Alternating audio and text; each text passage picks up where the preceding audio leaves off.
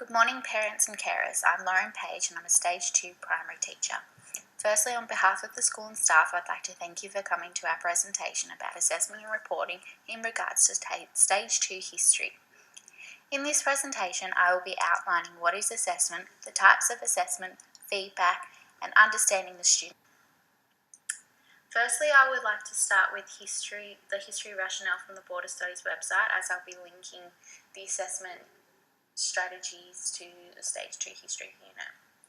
So the Board of Studies states that history is a disciplined process of inquiry into the past that helps to explain how people, events and forces from the past have shaped our world.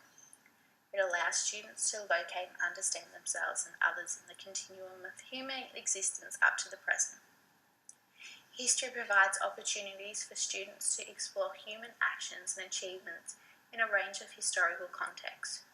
Students become aware that history is all around us and that historical information may be drawn from physical remains as well as written, visual and oral sources of evidence. In Stage 2, students will be exploring community and remembrance as well as first contacts. Now I've discussed what students will be learning and assessed in history, so I think it's important that I define and explain the importance of assessment. According to the Board of Studies website, assessment is the broad name for the collection and evaluation of evidence of students' learning. It's integral to teaching and learning and has multiple purposes.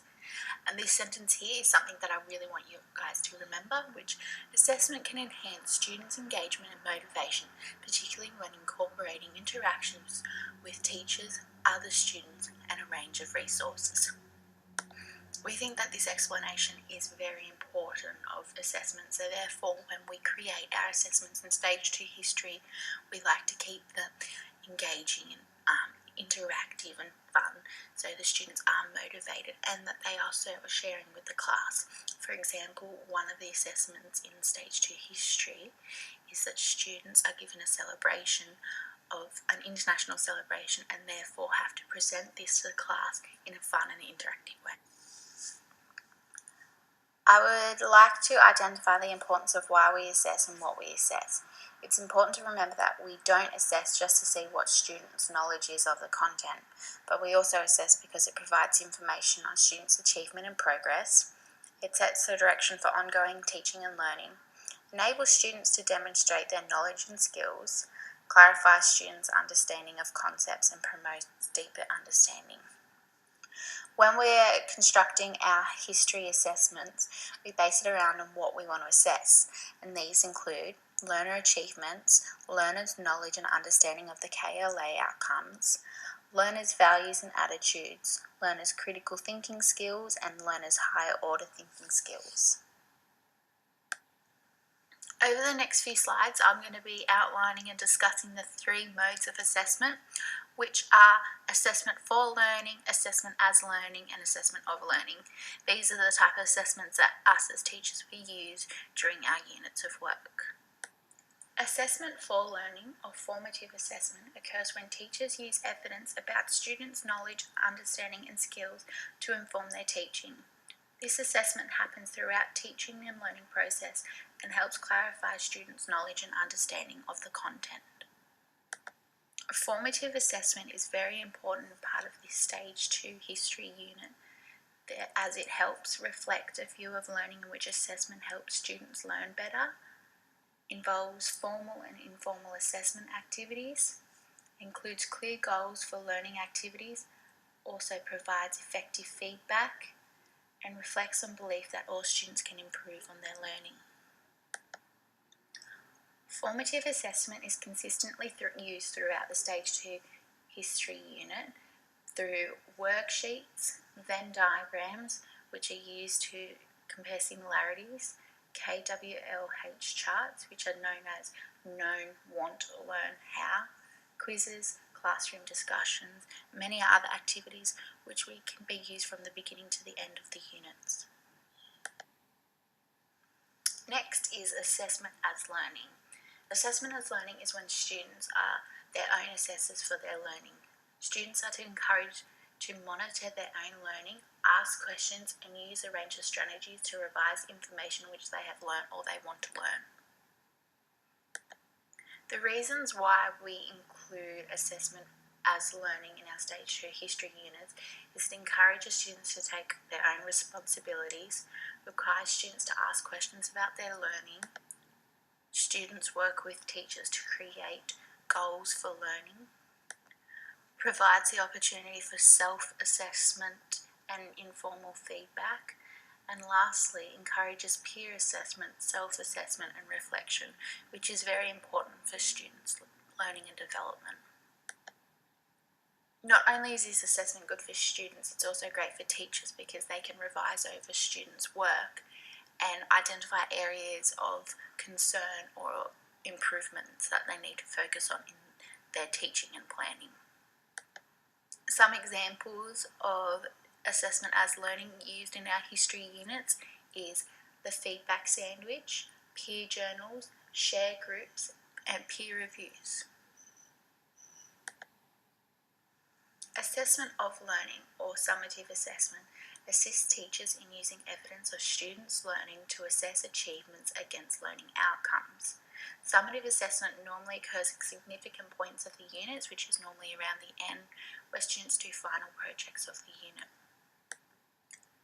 These tasks are used for grading and ranking within the school system. The reason why we use this assessment strategy within our history units is it is used to plan future learning goals and pathways for students, provides evidence of achievements to the wider communities and the parents, and provides a transparent interaction across all audiences. Students complete projects, speeches, tests, quiz exams for our history unit for the summative assessment learning stage. Moderation is an important strategy that teachers need to abide by when making judgments during assessment marking. Assessment moderation is the process for developing consistency and comparability of assessment judgments across different assessors, programs, and schools. I speak on behalf of the Stage 2 staff is that we believe that to meet a level of consistency and integrity, that we work together in designing effective assessment tools, which are what are used to measure students' achievements, and work in partnership when assessing these results. Some example of these assessment tools is that we work collaboratively when designing rubrics, which I will be discussing a little bit further on in the presentation. The next key area of assessment and reporting is feedback.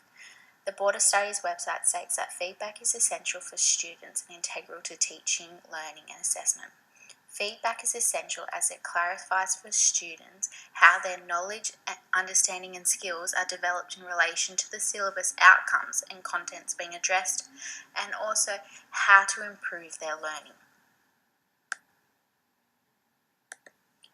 Principles of effective feedback involve many key aspects, whether it's formal feedback, for example, a report comment on an assessment, or informal, for example, a verbal instruction or critiques. When providing feedback for our history content or any other key learning areas, we follow the Board of Studies effective feedback strategies, which are: the feedback is timely, specific and related to the learning or assessment intention, is constructive and provides meaningful information to the students, focuses on activities and corrects misunderstandings, identifies and enforces student strengths. This is really important because we do want to be providing students with positive feedbacks as well. Provides information on how they can improve. When doing this, we find it's important that we create a positive environment and we don't just always focus on the negatives, but we focus on how we can improve these areas. Provides opportunities for self-assessment, reflection during the learning process. In our history lessons and assessment, we are constantly providing students with effective feedback as it can occur at any point. It is important that when providing effective feedback to the students, that it is balanced with what they did well and strategies for improvement. We want the students to implement the feedback that we've provided. Therefore, teachers need to ensure that they do it within a safe and polite environment. For example, a simple praise and evaluation during students' discussion. Other areas of feedback that are used within our Stage 2 history units are classroom forums where students can express opinions and ideas and the teacher can provide feedback, rubrics for assessments, and feedback sandwiches which can be peer reviewed or constructed with the teacher. Here is an example of an assessment rubric that teachers follow when assessing history tasks. We use the common grade scale, which is from A to E and can be found up the top in the different colours. These go from exceptional, skill, proficient, developing, and not there yet. Down the left grey is the inquiry-based research investigation points, which are from the history syllabus. This is what students will be assessed on, and then they are placed in the appropriate grade based on their effort and quality of work. This is what we use for all history summative and formal assessments. For example, this is the Community and Remembrance International Celebration rubric, which is a part of the Stage 2 unit. It's important to remember that if students just follow the inquiry-based points, which are the ones in the grey, when constructing their assessment, this will help them produce high-quality work, as it is what they are going to be assessed on. When creating history reports or assessment tools, which are the rubric as shown before, or portfolios or feedbacks, tools, etc., that are used for assessment evidence in our history unit, it is essential for the teachers to follow the simple criteria designed by the Department of Education when creating these reports. The reports must meet specific requirements, be easy to understand, show what student is able to do now, show the progress of students, show what is expected for the students, include social as well as academic information, be constructed, time efficient and manageable to prepare. In our history unit, for our reporting, we like to include portfolios as it shows evidence of how the students have progressed throughout the unit, as well as a formal report that is given at the end of the year. Thank you so much for being part of our Stage 2 presentation about assessment and reporting and how it's linked to the history unit. I hope you have all enjoyed the information that I presented and it is useful. If you have any questions or comments, please feel free to share. Thank you.